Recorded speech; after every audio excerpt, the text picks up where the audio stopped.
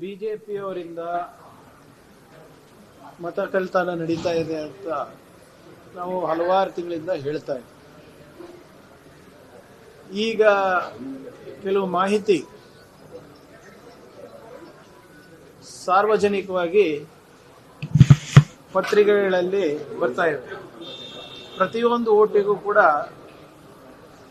80 ರೂಪಾಯಿಯನ್ನ ನೀಡಿ voter list ಇಂದ ತೆಗಿತಾ ಇದ್ದಂತೆ, ಮತದಾರರ ಪಟ್ಟಿಯಿಂದ ತೆಗಿತಾ ಇದ್ದಾರೆ. ರಾಹುಲ್ ಗಾಂಧಿ ಅವರು ಹೇಳಿದಾಗ ಬಹಳಷ್ಟು ಜನ ಟೀಕೆ ಮಾಡಿದ್ರು. ಈಗ ಒಂದೊಂದಾಗಿ ವಿತ್ ಡಾಕ್ಯುಮೆಂಟ್ ವಿತ್ ಎವಿಡೆನ್ಸ್ ಬರ್ತಾ ಇದೆ.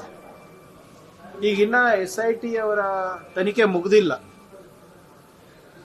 ನನ್ನ ಮಾಹಿತಿ ಪ್ರಕಾರ ಇನ್ನ ಒಂದು 10 ದಿನ 2 ವಾರ ಆಗ್ಬಹುದು. ಸಾಕಷ್ಟು ಸಾಕ್ಷಿಗಳು ಸಿಕ್ಕಿದೆ ಅಂತ ಕೂಡ ಮಾಹಿತಿ ಇದೆ. ಏನೇ ಇದ್ರೂ ಕೂಡ ವಿತ್ ಡಾಕ್ಯುಮೆಂಟ್ಸ್ ವಿತ್ ಪ್ರೂಫ್ ನಾವು ಎಲೆಕ್ಷನ್ ಕಮಿಷನ್ ಅವರಿಗೆ ಪ್ರಶ್ನೆಯನ್ನ ನಾವು ಕೇಳ್ತೀವಿ. ಬಿಜೆಪಿ ಅವರಿಗೆ ಪ್ರಶ್ನೆ ನಾವು ಕೇಳ್ತೀವಿ. ಪ್ರಜಾಪ್ರಭುತ್ವವನ್ನ ಇವರು ಮಾರಾಟಕ್ಕಿಟ್ಟಿದ್ದಾರೆ. ಇವರು ಹಲವಾರು ರಾಜ್ಯಗಳಲ್ಲಿ ಏನಿದು ಮತ ಕಳ್ಳತನದಿಂದ ಇವರು ಆರ್ಸ್ ಬಂದಿರೋದಂತ ನಾವು ದಾಖಲೆ ಸಮೇತ ನಾವು ಜನರ ಮುಂದೆ ಇಡ್ತೀವಿ.